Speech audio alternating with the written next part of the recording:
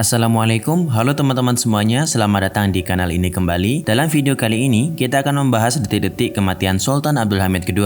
Sebagaimana teman-teman ketahui, dalam film Payita, Sultan meninggal di atas kasurnya sambil membaca buku Dalailul Khairat dan mengucapkan takbir di akhir nafasnya. Namun, apakah peristiwa kematian Sultan seperti yang digambarkan dalam film tersebut benar? Terus, seperti apakah detik-detik kematian Sultan Abdul Hamid yang sesuai dengan sejarah yang ada? Dan bagaimana prosesi pemakaman Sultan saat itu? Nah, dalam video kali ini, kita akan membahas dengan detail tentang detik-detik terakhir kematian Sultan Abdul Hamid II, hingga prosesi pemakamannya sesuai dengan buku yang ditulis oleh anaknya sendiri, yaitu Aisyah Osman Olu yang berjudul Babam Sultan Abdul Hamid Hatralarem, atau berarti Ayahku Sultan Abdul Hamid Memoriko. Silakan tonton video ini sampai habis dan selamat menikmati.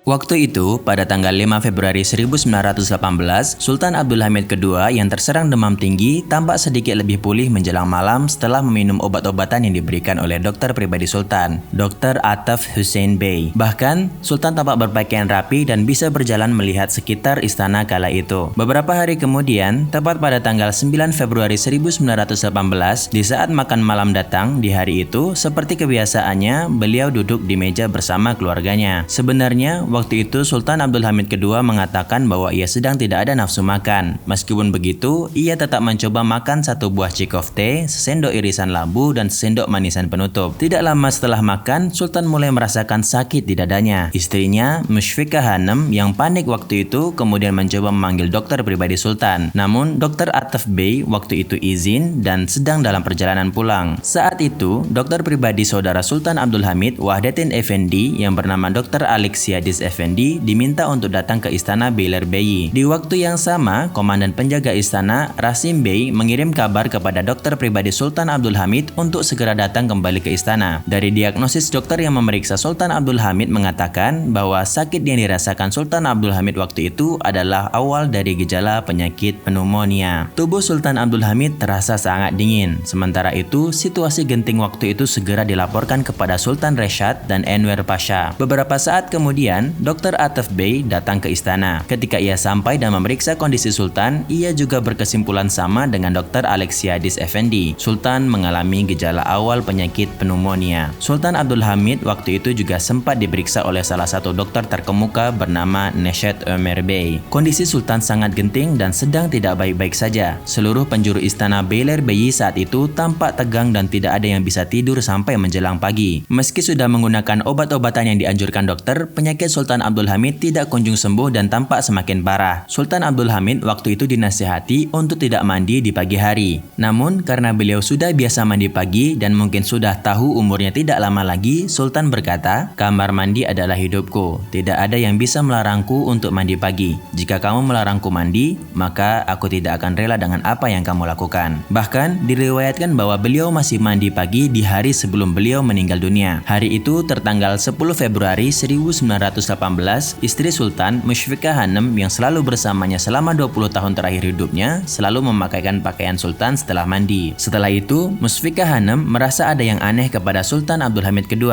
Ada sesuatu yang menarik perhatiannya. Pagi itu, seperti biasanya, Sultan duduk di bangkunya dan di bawah tangannya ditaruh bantal, dan kemudian tanpa mengulur waktu, Sultan salat subuh. Waktu itu, Mushfiqah Hanum melihat punggung Sultan Abdul Hamid berkeringat luar biasa. Mushfiqah Hanum kemudian mengatakan kepada Sultan, "Wahai tuanku, Anda banyak sekali berkeringat."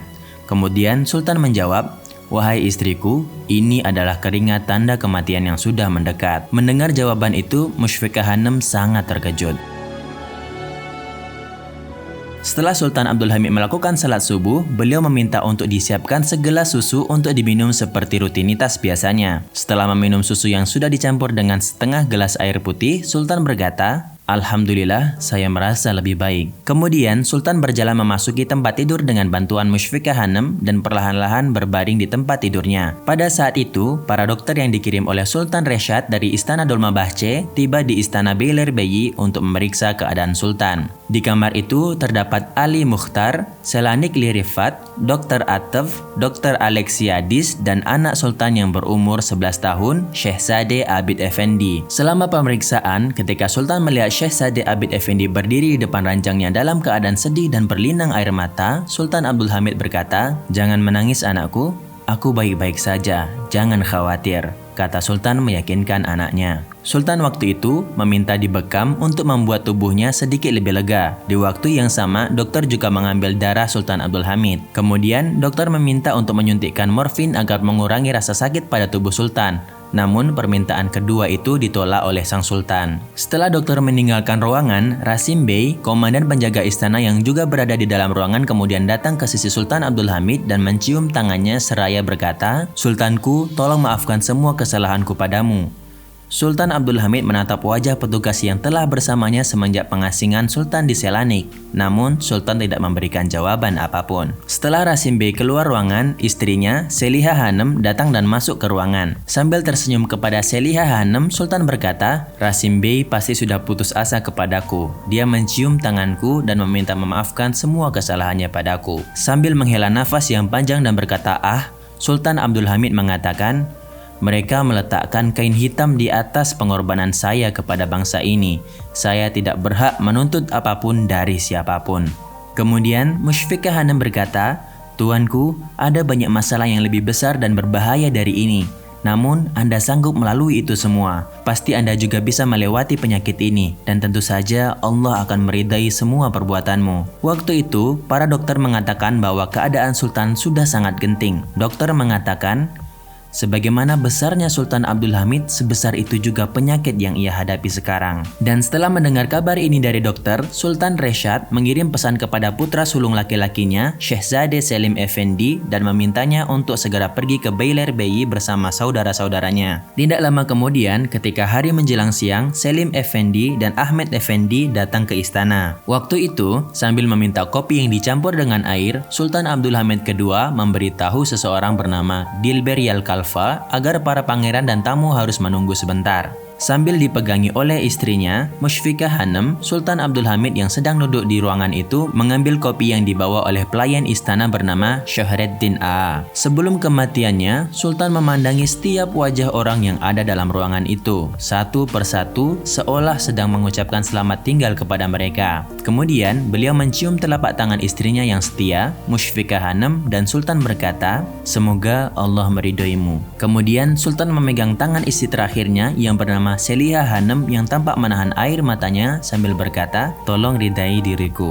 dan kemudian mengucapkan ucapan selamat tinggal kepadanya. Sultan sempat menyesap kopi di tangannya, tetapi sebelum beliau bisa menyesap untuk kedua kalinya, kopi itu tumpah ke telapak tangan Mushfikah Hanım, dan dengan keras Sultan mengucapkan kata, "Allah."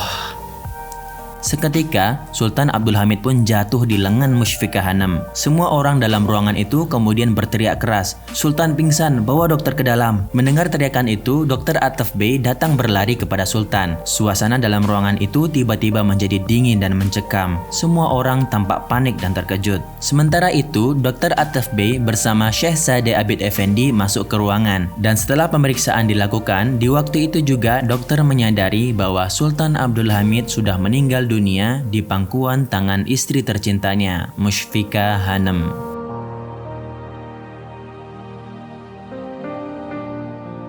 Suasana di ruangan itu mencekam dan sangat genting. Meskipun dokter sudah mengetahui kematian Sultan Abdul Hamid, Dr. Atef Bey tidak berani mengatakan kebenaran pahit ini kepada orang-orang di ruangan.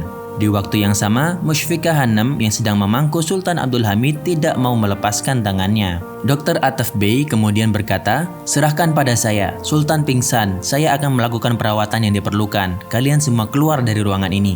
Dr. Atef Bey kemudian meminta Mushfikah Hanım dan Syehzade Abid Effendi keluar dari ruangan. Setelah mereka keluar semua, Atef Bey berkata kepada Dilber Yalkalfa yang masih berada di ruangan itu, "Tunggu apa lagi? Bawalah sepotong kain itu dan kita ikat dagu beliau." Namun tiba-tiba pelayan istana Syahreddin A masuk ke ruangan melihat mereka berdua. Ia terkejut bukan main dan berteriak dengan keras sambil berkata, "Aduh, tuanku sudah pergi," dan kemudian pingsan jatuh ke lantai. Waktu itu istana seolah-olah dilanda kiamat.